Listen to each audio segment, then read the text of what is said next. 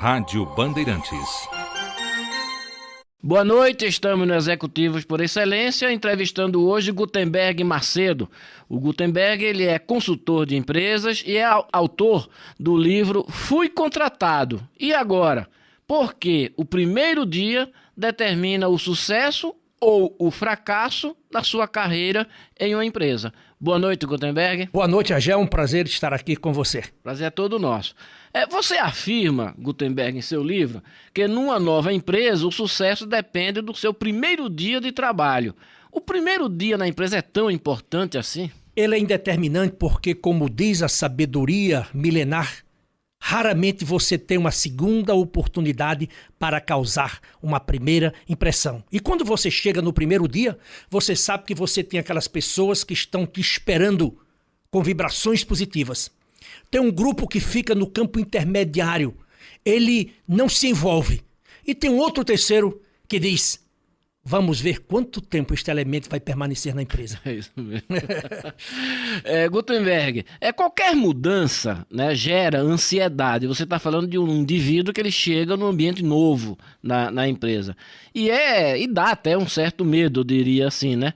Mudar de emprego é uma grande mudança na vida da pessoa. O que pode ajudar um executivo, um funcionário, a vencer essa insegurança ao iniciar num novo emprego? Bom, toda mudança, como você sabe, como consultor de empresas, é traumática. Não importa. É o casamento, é o batizado do filho, é o noivado da filha, é a mudança de empresa. Todas as mudanças, elas são críticas para a vida. O que é importante quando você está diante de uma eventual transição ou mudança? Primeiro, você precisa ter o preparo, o conhecimento sobre aquela nova realidade. Segundo, você precisa ser um grande ouvinte. Terceiro, um grande observador. E também um grande questionador. O grande erro que o executivo comete ao assumir o seu primeiro dia de trabalho em nova empresa é ele chegar com respostas prontas e considerando-se o dono da verdade. Aí ele assina o seu testamento de morte. Você falou de preparo e ao mesmo tempo de erros, não é? Eu vejo no dia a dia das empresas pessoas serem contratadas e em menos de 30 dias se percebe o equívoco. Como descobrir se um profissional com um currículo excelente, que é o preparo, é mesmo aquele que o cargo está precisando, ou seja, não cair no erro? Muito bom. Você sabe que é uma tendência muito grande dos entrevistadores em basearem o processo seletivo na sua formação acadêmica. Por exemplo, se você estuda na Universidade de Harvard, assume-se que você será um grande executivo. E isso não procede. Muitas vezes você deve temer muito mais aquele elemento que vem de uma faculdade de segunda linha, vamos dizer assim, com muito objetivo, com muita determinação, com muita disciplina, do que aquele que vem apenas com conceitos teóricos. Até porque o MBA não é um passaporte para o sucesso. O passaporte para o sucesso na organização é a sua compreensão, é o seu entendimento sobre a natureza humana. Isso é mais importante do que qualquer outro tipo de conhecimento. Estamos de volta no Executivos por Excelência, recebendo hoje Gutenberg Macedo, que é consultor de empresas e autor do livro Fui Contratado. E agora? Porque o primeiro dia determina o sucesso ou o fracasso em uma empresa.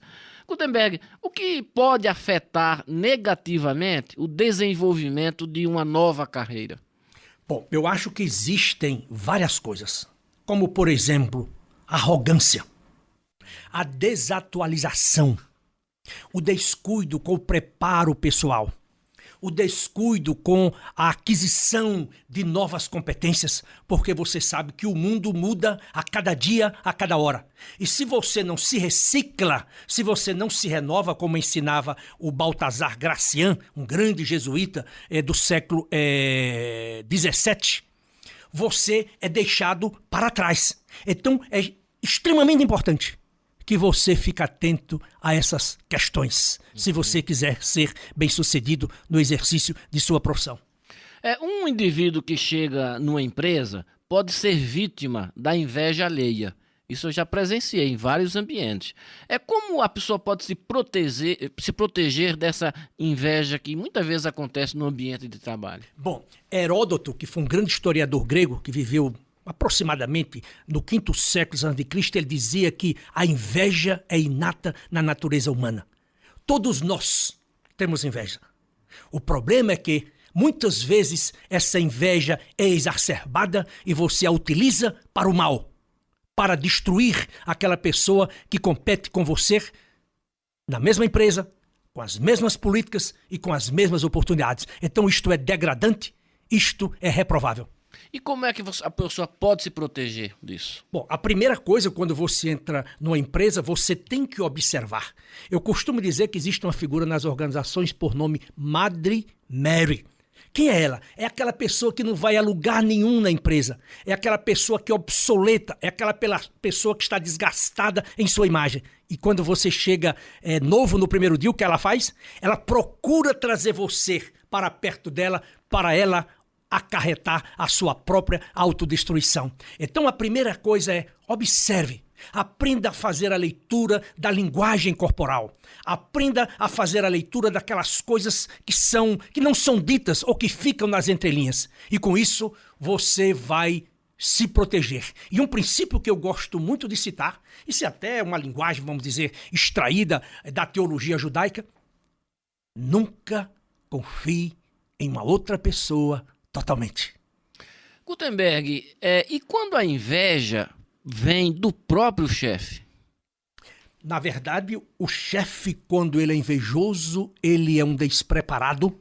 E existem, você sabe, como consultor, existem milhares deles em nossas organizações. Agora, se você é um sujeito que tem compromisso com a sua carreira, você tem que se adaptar a este estilo dele e fazer com que você ganhe a confiança dele, em você dando respaldo para ele, para que você possa fugir para um outro departamento, ou você possa fugir para uma outra divisão, ou você possa até mesmo avançar em sua carreira a novas posições. Isso é, você tem de saber usar o ego do indivíduo.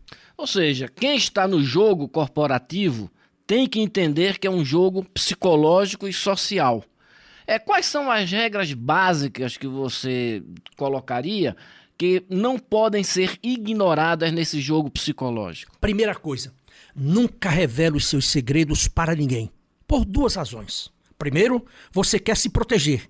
Segundo, você não sabe o que é que a outra pessoa vai fazer com aquelas informações que ela tem sobre você. 2, nunca deixe o seu chefe ser surpreendido com uma má notícia. No momento em que o problema aflora, corra para o chefe.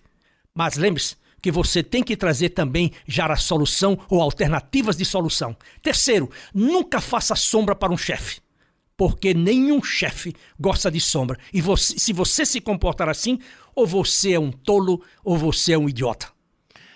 O ambiente de trabalho, Gutenberg, ele tem se tornado, na verdade, cada dia mais estressante. Não é que ele é estressante, ele se torna devido às grandes pressões por resultado. As grandes exigências, né? Isso, até eu diria contraditórias. Quer dizer, você tem que pensar no longo prazo, mas tem que gerar resultado de curto prazo hoje, nesse mês. Imediato. Né? Diante dessa pressão toda, como é que um líder pode capacitar uma equipe com mais serenidade e fazer realmente um time para trabalhar em busca de resultados sustentáveis?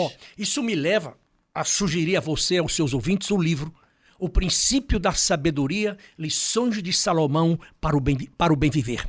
Livro de sua autoria. De minha autoria. O que um executivo que está pressionado precisa fazer é o seguinte. Primeiro, fazer cada trabalho de cada vez. Não começar inúmeros projetos simultaneamente, porque ele vai se perder. Ele vai desperdiçar energia, ele vai perder o foco. Segundo, ele precisa ter muita disciplina, muita determinação.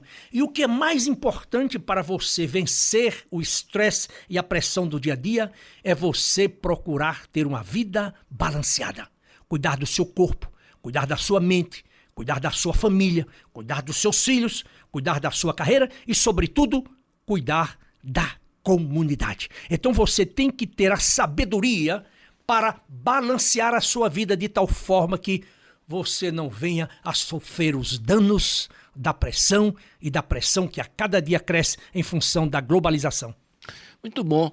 Para finalizar, eu sempre faço uma pergunta que eu acho muito importante aí para entender a mente do executivo. Né? No seu caso aí, você é ex-executivo, consultor de empresas. Onde é que deve estar o foco da alta direção da empresa?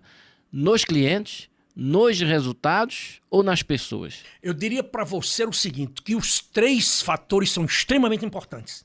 Mas se você fizer uma análise, e eu faço isso com grande credibilidade, porque eu já li mais de 1.500 biografias de executivos importantes, de militares, de políticos, de médicos, de engenheiros, de astrônomos, etc., eu diria para você que o segredo está na forma como você trata as pessoas.